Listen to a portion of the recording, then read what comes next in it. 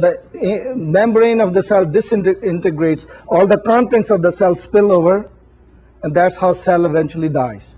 But out of the three, the most important mechanism, the repair mechanism. When you are on a low-calorie restriction diet, what happens is the mechanism, I'll teach you biochemistry just for 20 seconds, I'll leave it over there. These sirtuins, these 7 genes are called sirtuins, and the proteins they make are also called sirtuins. That's very common in biochemistry to call the proteins by the same name as the DNA molecule that makes it. These sirtuins, they work by a mechanism where they remove acetyl group from proteins in the presence of NAD+. NAD stands for nicotinamide adenine dinucleotide with a positive charge. That's all the chemistry you need. Nicotinamide, do you know that's vitamin niacin? B3. Remember we were talking about that last. Vitamins play a very critical role in biochemistry pathways. Nicotinamide, which is B2, B1, B3, it recurs so often in biochemistry that if someone got a biochemistry degree, 20 years later, you still have nightmares about NAD+, because it shows up everywhere. You can't live without it. So the story behind it, how this mechanism, I will make the story brief. By doing all of this magic, these genes will eventually preserve the ends of telomeres. These are called telomeres. They're the ends of chromosomes. They preserve them. Once the telomeres come off, that's when chromosome starts to deteriorate, the DNA in it, the DNA molecule. But it prevents the telomeres from deteriorating. That's the basic mechanism of repair of genes. It prevents the chromosome. Chromosome is nothing but a bunch of DNA, a long molecule, 500,000 miles long. The DNA molecule that makes up the chromosomes. So it preserves the chromosomes. Let's get back to how we die. This repair mechanism in each species varies how active it is, how inactive it is, how many genes are there, repair genes, and how fast they work. So once we have that knowledge, then we can start thinking maybe we can go study these animals, little worms that live to be 400 years, and find out how their repair genes work. Maybe they do something that our genes don't do. And perhaps we can find a way to make the genes do the same things that their genes do.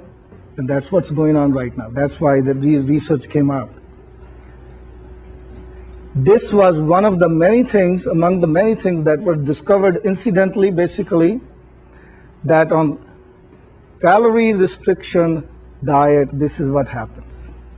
Take it or leave it or not, like it or not. This is scientific research. This has been reported in Nature multiple times. Is that motivational enough? Maybe it's still not enough. I don't know what I can do to say that will motivate you. So that there is no death gene. The way we die is the constant damage to our body. Cosmic radiation comes in and split that DNA molecule. It knocks out a base pair and another one comes in, which is the wrong one. Then there's a defect in the code, in the secret code, it becomes defective. Therefore, it expresses defective proteins, and those defective proteins do defective things. And then your body becomes defective, and then you get ill. Those of us who do not get ill or sick are always healthy, and they are, endowed with this amazing genetic code that they continue to fight life and live to be much, much longer. Even in those cases, radiation is going to continue to damage slow. Eventually, bodies fight. It's a race between the repair mechanism and your natural proclivity, your natural predisposition to die one day. It's a race between the two. Now, if we could win one race, or excel in the repair process, we slow down the aging process. It's very simple. It's very profound. It's very beautiful, I can tell you that. Now you know why I said understanding is power. Understand this, it's very powerful. You can say, I can't starve, poor me, I can't. Yes, you can do it. It's not a big deal if you skip a meal. You can do a lot more, actually. You can do so much more, you won't believe yourself what you're capable of doing. I just told you before the break that it is a myth that some people have the talent and others don't. Some are born smart, others are born stupid. That is completely wrong. Now we know. Now we know better. When you know better, you do better. At the dawn of the 21st century, we know there is fundamentally no difference.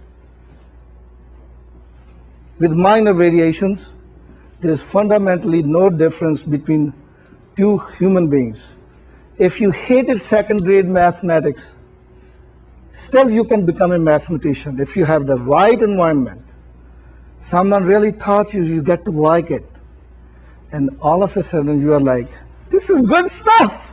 I thought this was a nightmare, but this is lovable. You can become anything you want. Archimedes, in the Greek scientist, he said, give me a lever long enough and strong enough and I will lift the whole world. And he meant it. That is literally true. If you have a lever, that's the law of physics. If you have a lever which is long enough and strong enough, what can be so strong that will lift the entire planet Earth? We have things nowadays like carbon nanotubes, which are almost like infinite strength that just won't break. That's technology of the future. Just unbreakable. And there are fibers like 1,000 the size of your human hair. That's how strong they are, made of nanocarbon tubes. So it is literally true that if you have a lever long enough and strong enough, you can lift the entire planet Earth. It's law of physics. You can't deny it. You don't want to accept it, too bad, because that is true. So please stop following this idea of the master. You have to go to a master or a guru who's going to teach you something, and you are the follower because I don't know how to do this. Burn all the books on weight loss or everything else because you're not going to do it. Stop seeking help from others. Seek help from within yourself because you have that strength, you have the power, you have the ability to do that. Now we know that there is no difference between the master and the follower. There's no difference between the guru and the disciple. Guru is just a clever talker, that's all.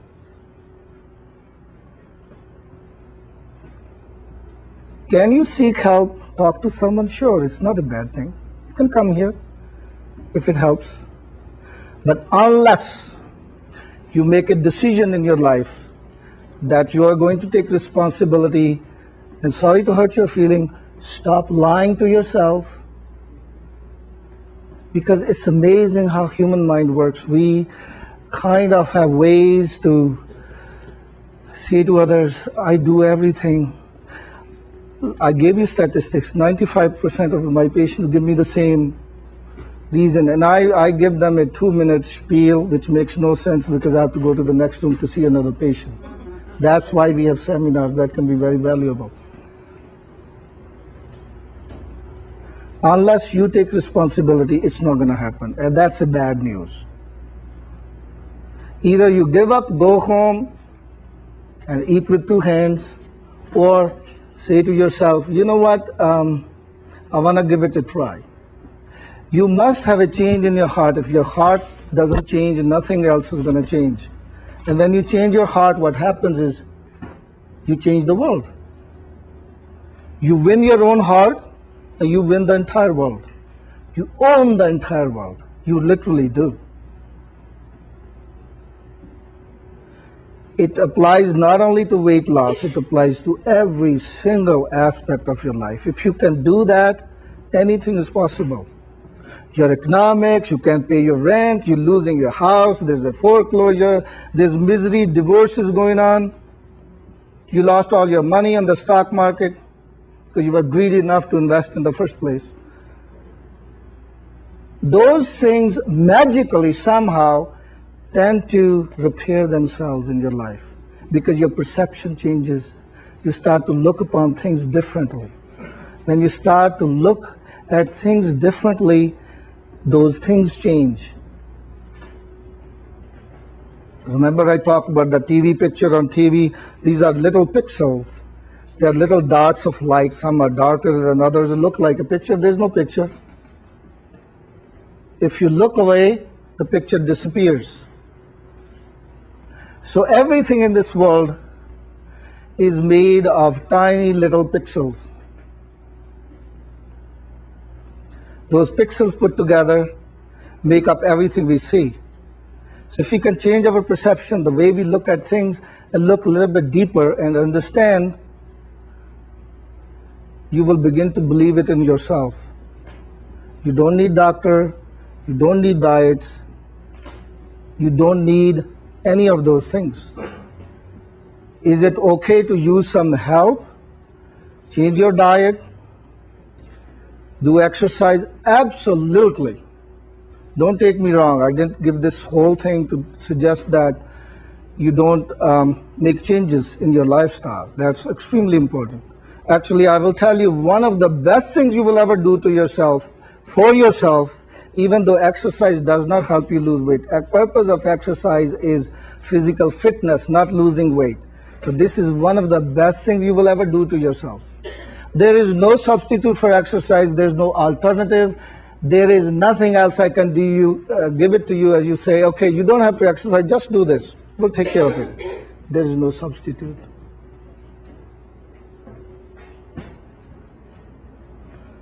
So one of the reasons weight loss is such a chronic problem and there's no solution to it.